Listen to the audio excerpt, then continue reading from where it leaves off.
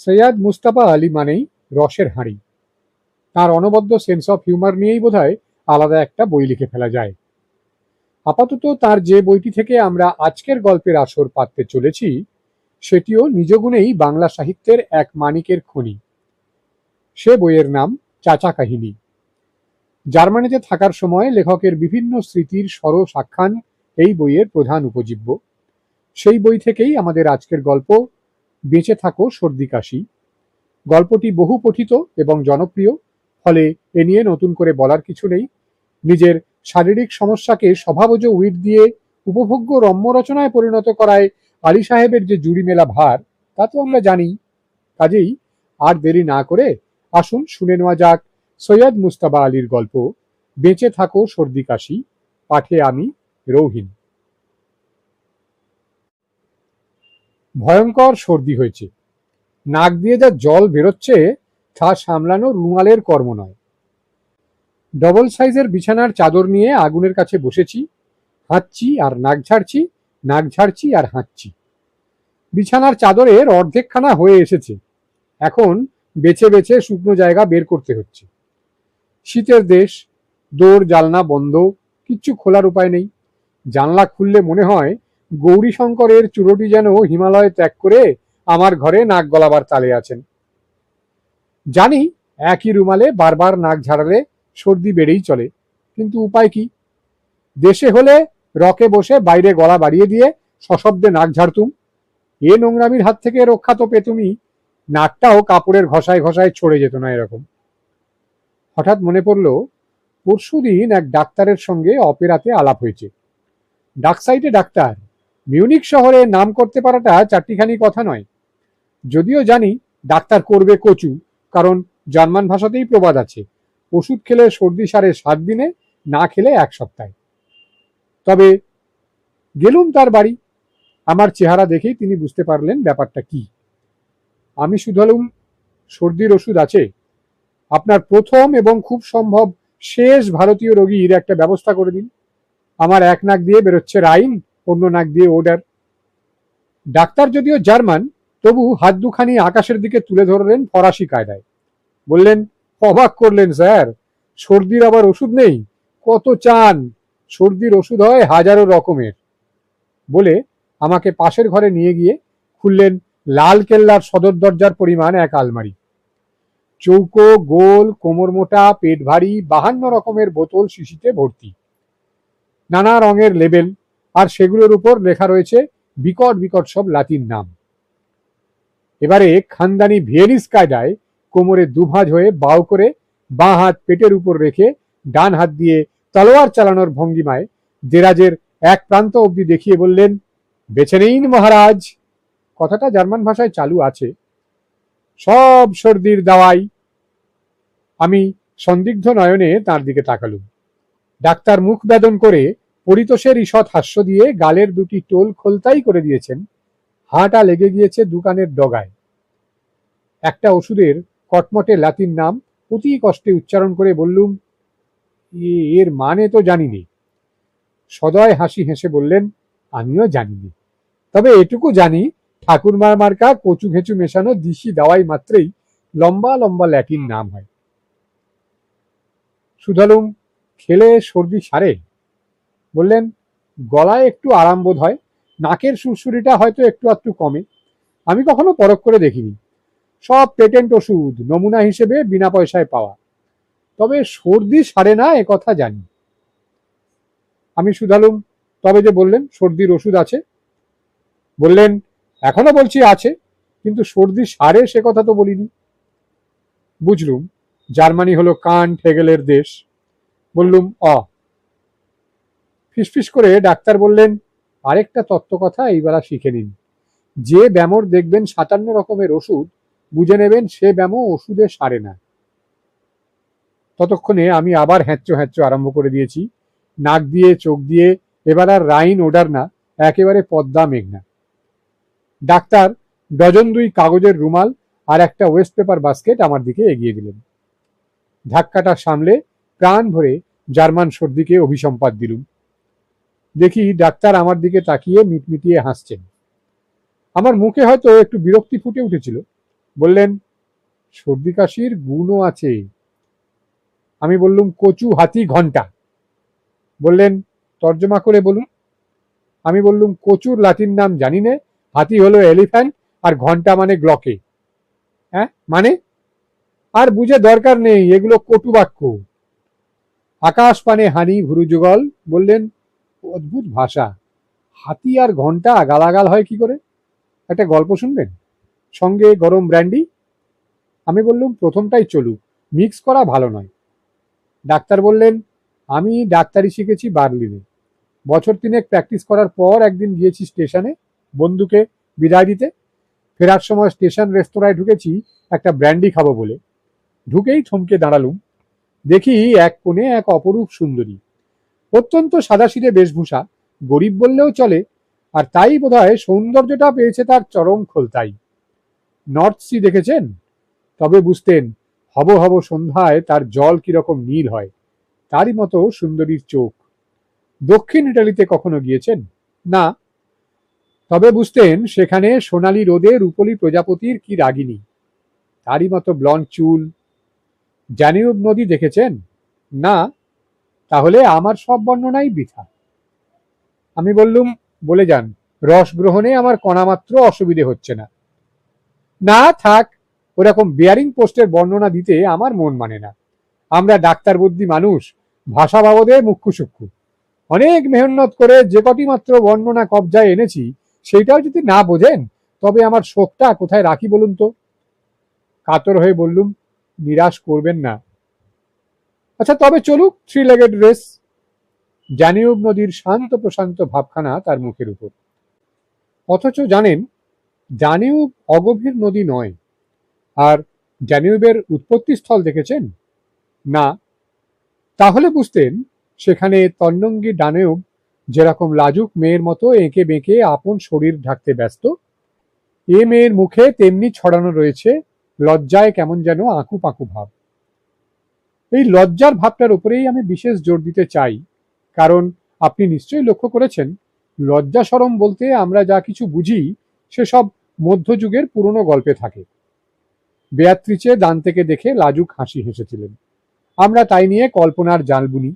আজকের দিনে এসব তো আর বার্লিন শহরে পাওয়া যায় না। মধ্যযুগের নাইটদের শিভালরি গেছে, আর যাবার সময় সঙ্গে করে নিয়ে গিয়েছে মেয়েদের মুখ থেকে সব লজ্জা, সব ব্রীড়া। কিন্তু আপনার দেশে নিশ্চয়ই এখনো সেই মধুর জিনিসটি দেখতে পাওয়া যায়। আর তার চেয়েও নিশ্চয়ই আপনার দেশে লোক এখনো অগ্রপশ্চাৎ বিবেচনা না করে প্রথম দর্শনেই প্রেমে পড়ে। তাই আপনি বিশ্বাস করবেন, কিন্তু আমি নিজে এখনো বিশ্বাস করতে পারিনি। কি করে আমার তখন মনে হলো এ মেয়েকে না পেলে আমার চলবে না। হাসলেন না যে? তার থেকেই বুঝলুম আপনি ওয়াকিবহাল। আপনি আমাকে বিশ্বাস করতে পেরেছেন, কিন্তু জার্মানরা আমার এই অবস্থার কথা শুনে হাসে। আর হাসবে নাই বা কেন? চেনা নেই, শোনা নেই, বিদ্যা বুদ্ধিতে মেয়েটা হয়তো অফিস বয়ের চেয়েও আকাট, হয়তো মাতালদের আড্ডায় বিয়ার বিক্রি করে পয়সা কামায়, কিংবা এও তো হতে পারে যে তার বিয়ে হয়ে গিয়েছে। এসব কোনো কিছুর তত্ত্ব তালাশ না করে এক ঝটকায় মনস্থির করে ফেলা, এ মেয়ে না হলে আমার চলবে না।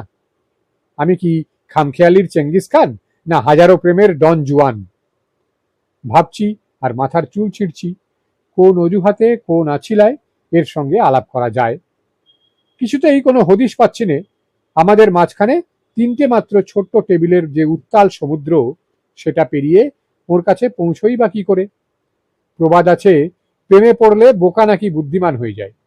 প্রিয়াকে পাওয়ার জন্য তখন তার ফন্দি ফিকির আর আবিষ্কার কৌশল দেখে পাঁচজনের তাক লেগে যায়, আর বুদ্ধিমান নাকি প্রেমে পড়লে হয়ে যায় একদম গবেট। এমন সব কাজ করে বসে যে 10 জন তাজ্জব না মেনে যায় না। এ লোকটা এসব পাগলামি করছে কি করে?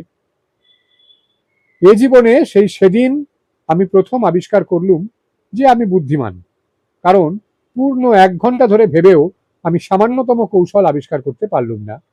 আলাপ করি কোন কায়দায়, কিন্তু এ হেন হৃদয়াবিরাম তত্ত্ব আবিষ্কার করেও মন কিছুমাত্র উল্লসিত হলো না, বরঞ্চ তখন বোকা বনতে পারলেই হয়তো কোনো একটা কৌশল বেরিয়ে যেত। ফ্রলাইন উঠে দাঁড়ালেন। কি আর করি, পিছু নিলুম। তিনি গিয়ে উঠলেন মিউনিকের গাড়িতে। আমিও ছুটে গিয়ে টিকিট কাটলুম মিউলিকের, কিন্তু এসে দেখি সে কামরার 8টা সিটই ভর্তি হয়ে গিয়েছে। আরো প্রমাণ হয়ে গেল আমি বুদ্ধিমান, কারণ কথা সবাই জানে বুদ্ধিমানকে ভগবান সাহায্য করলে এই পৃথিবীতে বোকাদের আর বাঁচতে হতো না। আমি ভগবানের কাছ থেকে কোনো রকম সাহায্য পেলুম না। আমি বললুম, ভগবানকে দোষ দিচ্ছেন কেন? এ তো কন্দর্প ঠাকুরের ডিপার্টমেন্ট। বললেন, তাতেই বাকি লাভ, তিনি তো অন্ধ, মেয়েটাকে বানিয়ে দিয়েছেন তাঁরই মতো অন্ধ।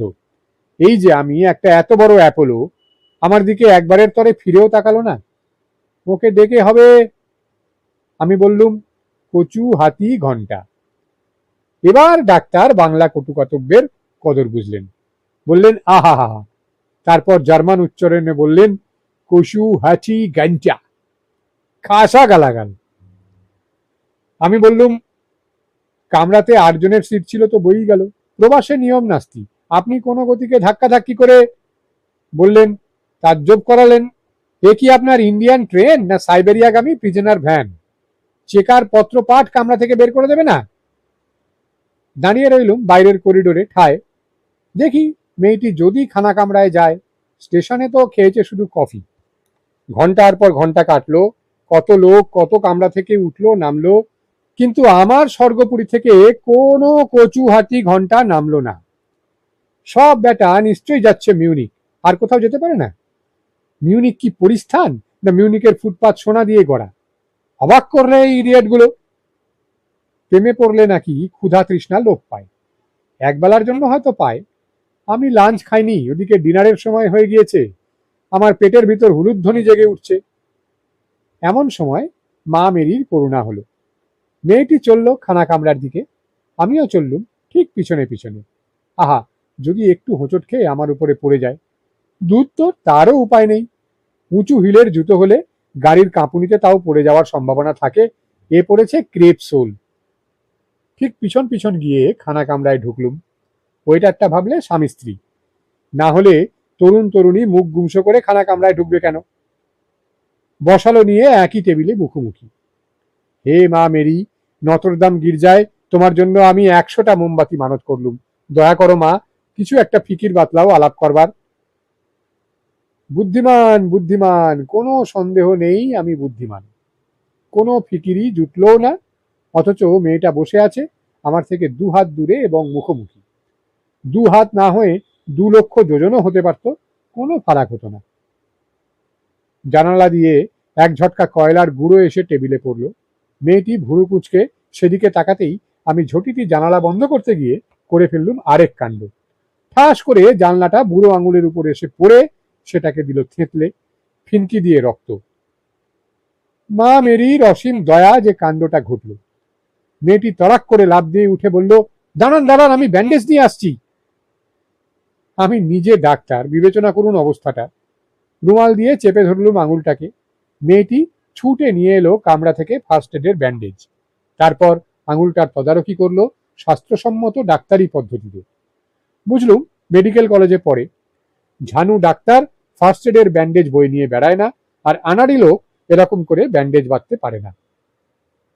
আমি তো, না না, আপনি কেন মিছিমিছি, আরে ধন্যবাদ ধন্যবাদ, উফ বড্ড লাগছে, এতেই হবে, ব্যাস ব্যাস করেই যাচ্ছি। আর সেই লিলির মতো সাদা হাতের পরশ পাচ্ছি। সে কিরকম মখমলের মতো জানেন? বলছি, আপনি কখনো রাইনল্যান্ড গিয়েছেন? না, থাক, ভুলেই গিয়েছিলাম, প্রতিজ্ঞা করেছি আপনাকে কোনো বর্ণনা দেব না। প্রথম পরশে সর্বাঙ্গে বিদ্যুৎ খেলে যায় বলে না, বড় খাঁটি কথা।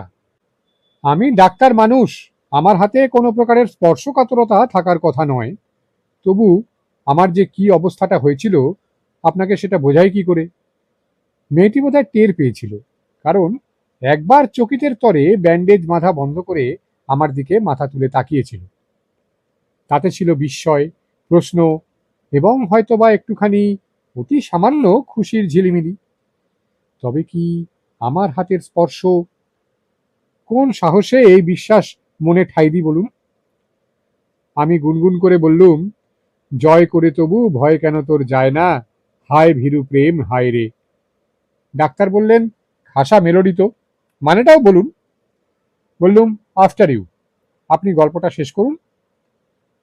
বললেন, গল্প নয় স্যার, জীবন মরণের কথা হচ্ছে। আমি শুধালুম, কেন, সেপটিকের ভয় ছিল নাকি? রাগের ভাব দেখিয়ে বললেন, ইউরোপে এসে আপনার কি সব রসকস শুকিয়ে গিয়েছে? আমাকে হেনেছে প্রেমের বান, আর আপনি বলছেন অ্যান্টিসেপটিকান। আমি বললুম, অপরাধ নেবেন না। বললেন, তারপর আমি সুযোগ পেয়ে আরম্ভ করলুম নানা রকমের কথা কইতে, গোল গোল। আমি যে পরিচয় করার জন্য জান কবুল, সেটা ঢেকে চেপে। সঙ্গে সঙ্গে কখনো নুনটা এগিয়ে দিই, কখনো ক্রুয়েটটা সরিয়ে নিই, কখনো বা বলি মাছটা খাসা ভেজেছে, আপনি একটা খান না, ওহে খানসামা এদিকে, ইত্যাদি করে করে সুন্দরীর মনটা একটু মোলায়েম করতে পেরেছি বলে মনে একটা ক্ষীণ আশার সঞ্চার হলো।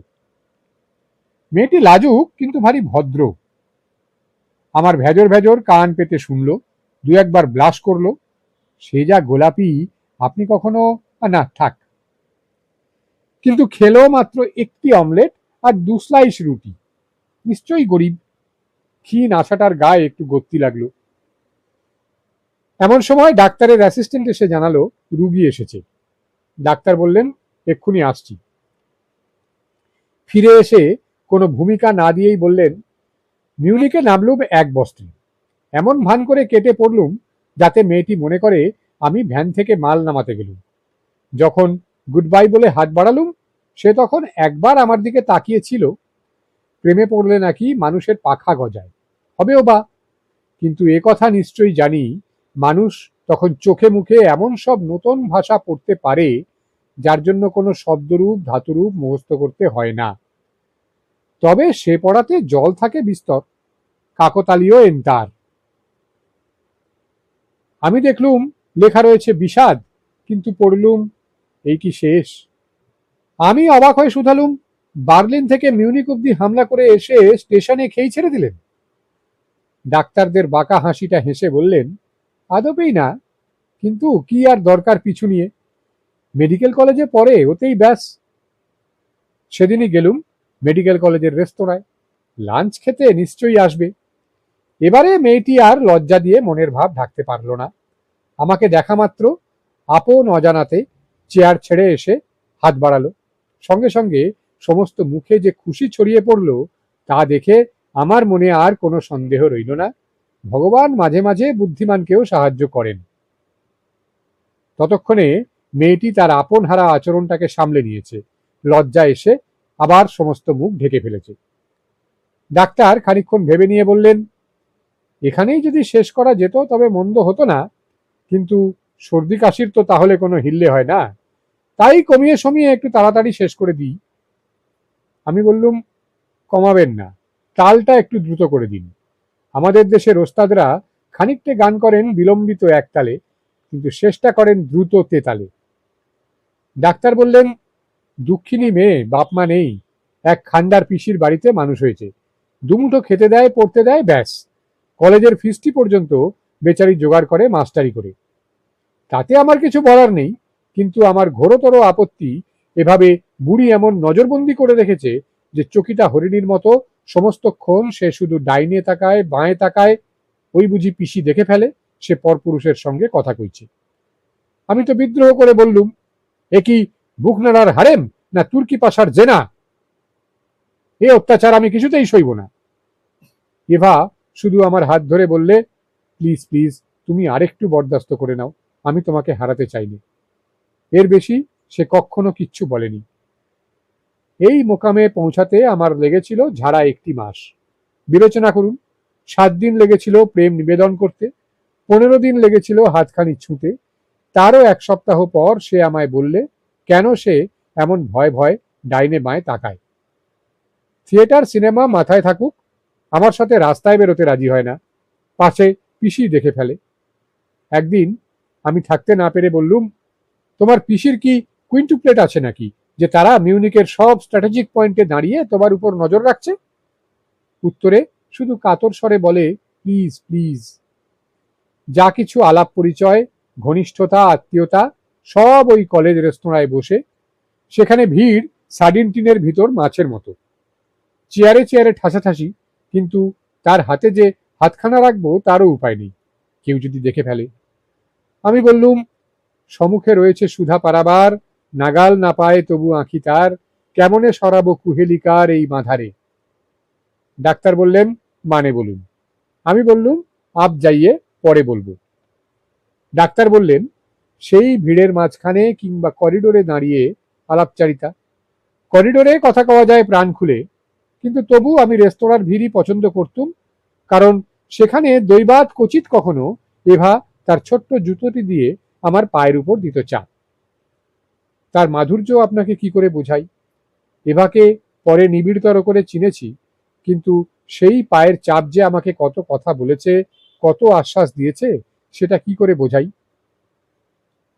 হয়তো তার চেনা কোনো এক ছোকরা স্টুডেন্ট এসে হাসি মুখে তাকে দুটি কথা বললে, অত্যন্ত হার্মলেস, কিন্তু আমি হিংসায় জড়ো জড়ো।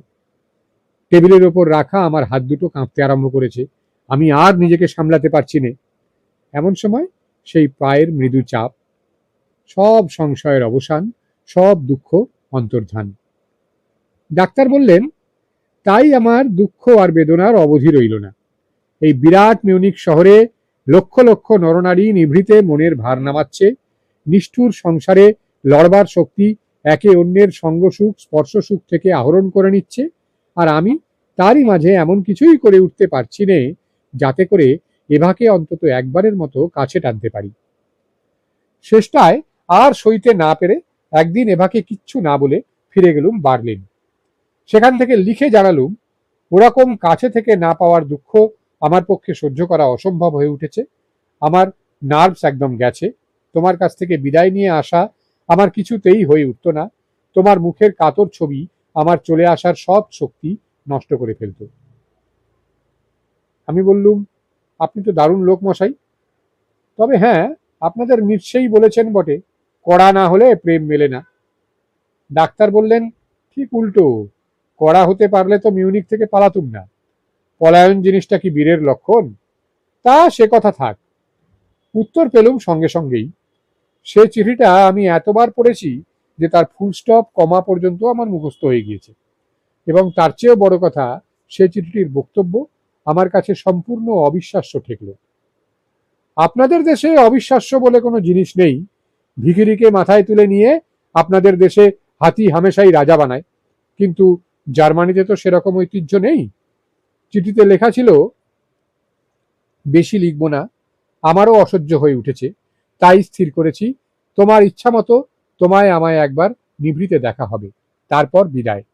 যতদিন পিসি আছেন ততদিন আমি আর কোনো পন্থা খুঁজে পাচ্ছি না।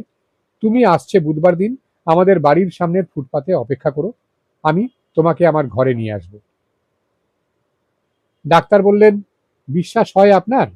যে মেয়ে পিসির ভয়ে আমার সঙ্গে কলেজ রেস্তোরাঁর বাইরে যেতে রাজি হতো না, সে আমাকে ডেকে নিয়ে যাচ্ছে আপন ঘরে।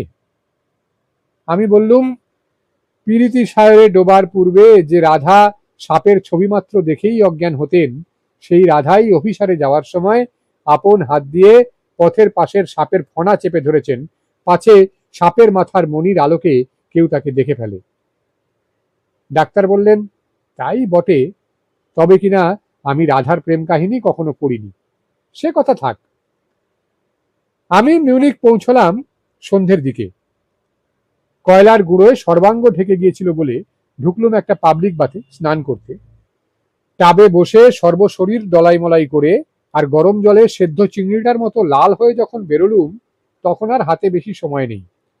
অথচ গরম টাব থেকে ওরকম হুট করে ঠান্ডায় বেরোলে যে সঙ্গে সঙ্গে ঝপ করে সর্দি হয়, সে কথাও জানি।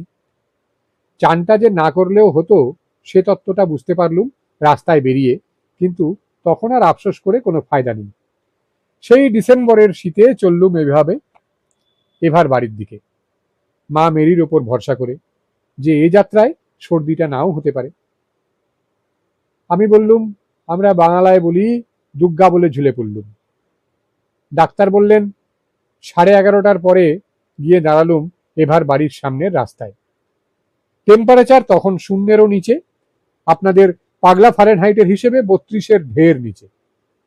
রাস্তায় 1 ফুট বরফ, আকাশ মেঘাচ্ছন্ন, আর আমার চতুর্দিকে যে হিম ঘনাতে লাগলো, তার সঙ্গে তুলনা দিয়ে বলতে পারি আমাকে কেউ যেন একটা ফ্রিজিডের ভেতর তালাবন্ধ করে রেখে দিল। 3 মিনিট যেতে না যেতে নামলো মুষলধারে বৃষ্টি। না, বৃষ্টি নয়, সর্দি। সঙ্গে সঙ্গে ডায়নামাইট ফাটার হাঁচি। হ্যাঁচো হ্যাঁচো হ্যাঁচো। আপনার আজকের সর্দি তার তুলনায় নস্যি, অর্থাৎ নস্যির খোঁচায় নামানো 2.5 ফোঁটা জল। হাঁচি আর জল, জল আর হাঁচি। কি করি ভাবছি, এমন সময় এভা এসে নিঃশব্দে আমার হাত ধরল। বরফের গুঁড়োর উপর পায়ের শব্দ শোনা যায় না, তার উপর সে পড়েছে সেই ক্রেপসোলের জুতো। বেচারির মাত্র ওই এক জোড়াই সম্বল। কোনো কথা না বলে আমাকে নিয়ে চলল তার সঙ্গে। ফ্ল্যাটের দরজা খুলে করিডোরের খানিকটা পেরিয়েই তার কামরা। নিঃশব্দে আমাকে সেখানে ঢুকিয়ে দরজায় খিল দিয়ে মাথা নিচু করে আমার সামনে দাঁড়িয়ে রইল। এভার গোলাপি মুখ ডাচ পনিরের মতো হলদে, টুকটুকে লাল ঠোঁট দুটি ব্লু ড্যানিউবের মতো ঘন বেগুনি নীল। ভয়, উত্তেজনায়। আর সঙ্গে সঙ্গে শুরু হলো আবার আমার সেই ডায়নামাইট ফাটানো হ্যাঁচো হ্যাঁচো। এভা আমাকে ধরে নিয়ে আমার মাথা গুঁজে দিল বিছানায়। মাথার উপর চাপালো বালিশ আর সব কখানা লেপ কম্বল। বুঝতে পারলুম কেন। পাশের ঘরে পিসি যদি শুনতে পান তবেই হয়েছে। আমি প্রাণপণে হাঁচি চাপবার চেষ্টা করছি আর লেপ কম্বলের ভিতর দিয়ে বোমশেল ফাটাচ্ছি। কতক্ষণ এরকম কেটেছিল বলতে পারবো না। হাঁচির শব্দ কিছুতেই থামছে না। এভা শুধু কম্বল চাপাচ্ছে, আমার দম বন্ধ হওয়ার উপক্রম। কিন্তু নিবিড় পুলকে বারবার আমার সর্বশরীর শিহরিত হচ্ছে এভার হাতের চাপ পেয়ে। এমন সময় দরজায় ধাক্কা আর নারী কণ্ঠের তীব্র চিৎকার, দরজা খোল! পিসি! আর লুকিয়ে লাভ নেই, আমি লেপের ভেতর থেকে বেরোলুম। এভা ভয়ে ভিড়মি খেয়ে গিয়েছে, খাটের উপর নেতিয়ে পড়েছে। আমি দরজা খুলে দিলুম। সাক্ষাৎ শকুনির মতো বিভৎস এক বুড়ি ঘরে ঢুকে আমার দিকে না তাকিয়ে এভাকে বলল, কাল সকালেই তুই এ বাড়ি ছাড়বি। সঙ্গে সঙ্গে আর কি সব বুকুনি এনেছিল, ঘেন্না, কেলেঙ্কারি, শোবার ঘরে পরপুরুষ, রাস্তার মেয়ের ব্যবহার, এইসব সেসব আমার আর মনে নেই। বুড়ি আমার দিকে তাকাই না। গালের উপর গাল চড়ছে যেন 6 গজি পিয়ানোর এক প্রান্ত থেকে আরেক প্রান্ত অব্দি কেউ আঙুল চালাচ্ছে। আমি আর থাকতে পারলুম না। বুড়ির 2 বাহু 2 হাত দিয়ে চেপে ধরে বললুম, আমার নাম পিটার সেলভাক, বার্লিনে ডাক্তারি করি, ভদ্র ঘরের ছেলে, আপনার ভাইজিকে বিয়ে করতে চাই। ডাক্তার বললেন, মা মেরি সাক্ষী, আমি এভাকে বিয়ে করার প্রস্তাব এতদিন করিনি, পাছে সে না বলে বসে। আমি অপেক্ষা করছিলুম পরিচয়টা আর একটু ঘনাবার জন্য। বিয়ের প্রস্তাবটা আমার মুখ দিয়ে তখন কি করে যে বেরিয়ে গেল আমি আজও বুঝে উঠতে পারিনি। পিসি আমার দিকে হাবার মতো তাকালো, এক বিঘত চওড়া হাঁ করে। পাকা 2 মিনিট তার লেগেছিল ব্যাপারটা বুঝতে। তারপর ফুটে উঠল মুখের ওপর খুশির পয়লা ঝলক। সেটা দেখতে আরো বিভৎস। মুখের কুঁচকানো এবড়ো থেবড়ো গাল, ভাঙাচোরা নাক, মুখ, চোখ আরো যেন বিকৃত হয়ে গেল। আমাকে জড়িয়ে ধরে কি যেন বলল, ঠিক বুঝতে পারলুম না। তারপর হঠাৎ আমাকে ছেড়ে দিয়ে ছুটলো করিডোরের দিকে, চিৎকার করে কাকে যেন ডাকছে। এভা তখনও অচৈতন্য। বুড়ি ফিরে এলো বুড়োকে নিয়ে। বুড়ো ব্যাপারটা বুঝে নিয়েছে চট করে। তার চেহারার খুশির পিছনে দেখলুম সেই ভীত ভাব, এভার মুখে যেটা অষ্টপ্রহর লেপা থাকে। বুঝলুম পিসির দাপটে এ বাড়ির সকলেরই কণ্ঠশ্বাস। মনে হলো বুড়ো খুশি হয়েছে এভা যে এ বাড়ির অত্যাচার থেকে নিষ্কৃতি পেয়েছে তার জন্য। কিন্তু হায়, তার তো নিষ্কৃতি নেই।